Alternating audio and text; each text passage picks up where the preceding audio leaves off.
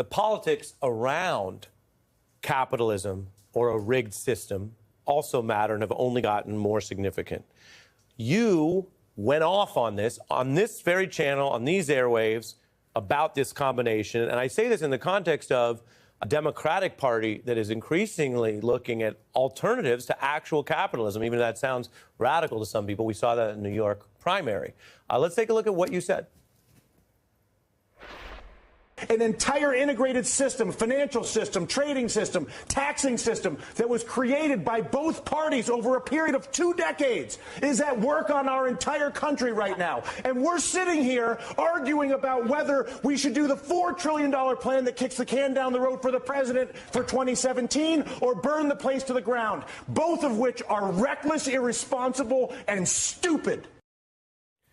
That went viral back when it was harder to go viral. Yes. Because a lot of people who didn't see it in real time saw it later on the internet and said, wow, someone's finally speaking up. And then they shared it. And I know you've had a whole history with this, whether it's defined you too much or all the time. Well, it's made me internet famous, I'll say that much. And everybody's like, why aren't you more angry right now? I'm like, well, people come up to you on the street and ask you why you're not angry? Walk around in that emotional condition at all times. Can you imagine the heart condition? Do you see a line from the critique you offered there to the way capitalism continues to function and the political parties function and the revolt both for Bernie, Trump, and now Mamdani? I mean, the short answer is yes. The thing that really concerns me, and even in the interpretation of all that emotion,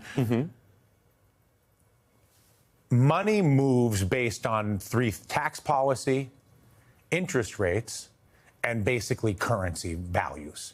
And my primary concern is that the entire political class, the Republican political class, the Democratic political class, doesn't think about the flow of resources. Let's even set aside the currency. Doesn't think about the flow of resources through the lens of interest rates and tax policy. Interest rates and tax policy are like the foundation of a river that dictates the course of the flow of money. And so wherever taxes and interest rates are, that's where the money will go. But can the results of capitalism be fair if you don't have independent lawmakers and politicians able to counter it? Of course. It's not about countering or not countering it. We don't have capitalism. Yeah, we said we don't have it. We have it rigged, you say. Capitalism, in order for capitalism to exist, risk must be retained by those who have capital.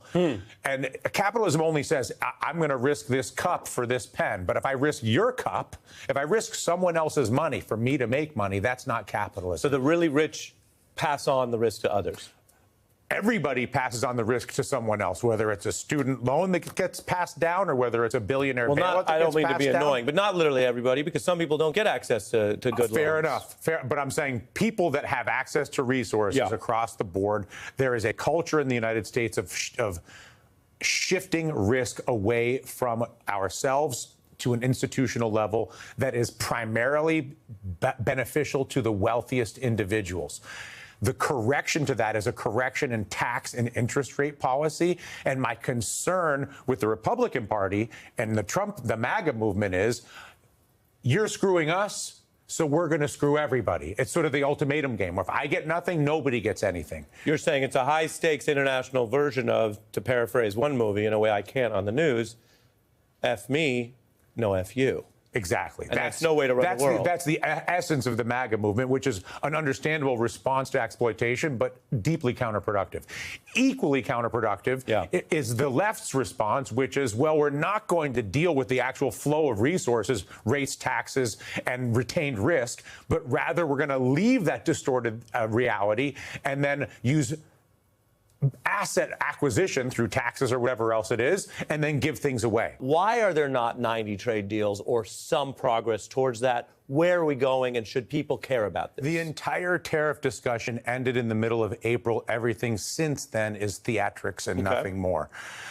Trump is not wrong to want to deal with the trade imbalances in this country and the dysfunction that has been created for decades as a result of the labor market. And I think we actually all do ourselves a disservice by obsessing about Trump's behavior relative to the tariffs rather than focusing on America and helping Trump, who is... Let me jump in. Listen, please do. His behavior is called his job because he seems, according to the Post, we have the Post report here, 90 deals in 90 days. There was a lot of talk about this. failure, his behavior, his leadership has failed to get the deals. Doesn't that matter when the other people's jobs are affected by this? It does absolutely matter. However, the reality of the tariffs is this. The bond market flipped over in April and called everybody's bluff, including the president's. And ever since then, the only tariffs that are ever going to happen are 5 to 10% on everybody. He doesn't need the deals. Will you explain what it means when you say the bond market called his bluff? What does that mean? So the bond market, the U.S. bond market is the cost of borrowing money for the United States and really the world. When it became immediately apparent that Trump was going to go down this crazy path of these extreme tariffs, the bond market changed the cost of borrowing money to the United States to such an extreme level. Imagine if I jacked up the interest rates on your house to 10% on your mortgage because you're behaving like a lunatic. And imagine if the interest rates of your house could vary based on your behavior.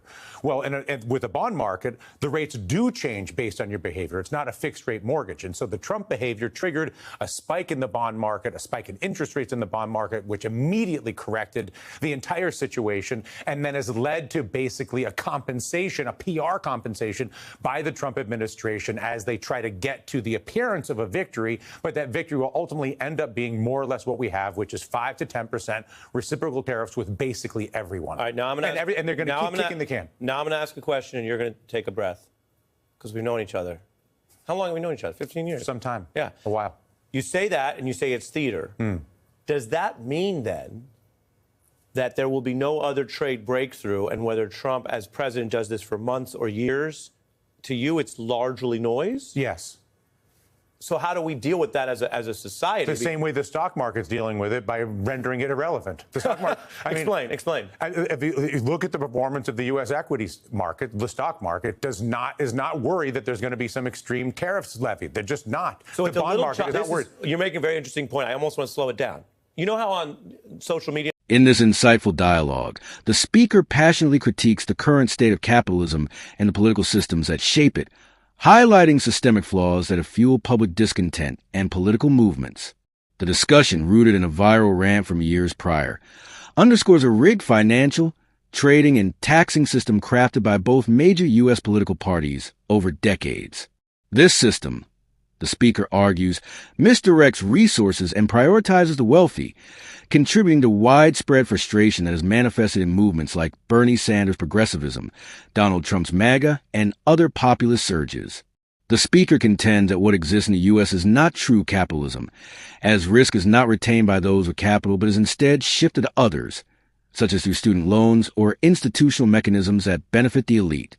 This distortion, they argue, stems from failure to address tax and interest rate policies, which dictate the flow of money like a river's course. Both parties are criticized for neglecting these foundational levers, with Republicans and the MAGA movement adopting a destructive, if I get nothing, nobody gets anything mentality, and Democrats focusing on redistributive measures without tackling the underlying flow of resources. This disconnect, the speaker suggests, fuels a cycle of exploitation and counterproductive responses. A key focus is a discussion around trade and tariffs, particularly Trump's approach.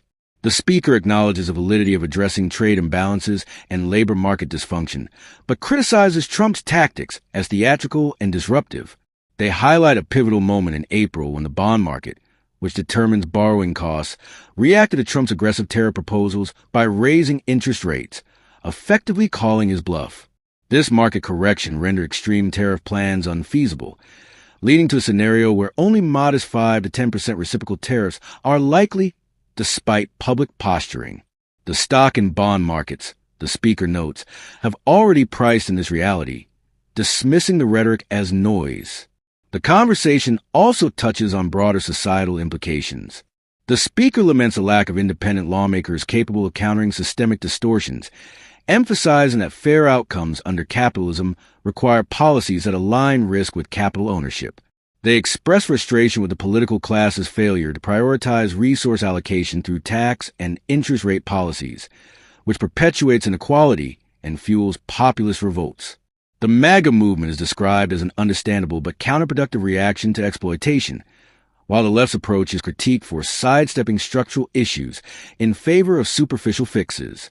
Ultimately, the speaker calls for a focus on substantive policy reform over political theatrics. They urge society to recognize the irrelevance of exaggerated rhetoric, as markets have already adjusted to the status quo. The discussion serves as a call to action for addressing the root causes of economic dysfunction, tax policy, interest rates, and risk allocation, rather than being distracted by partisan posturing or performative leadership. This critique resonates as a warning. Without systemic change, the underlying issues driving political and economic unrest will persist regardless of who holds power.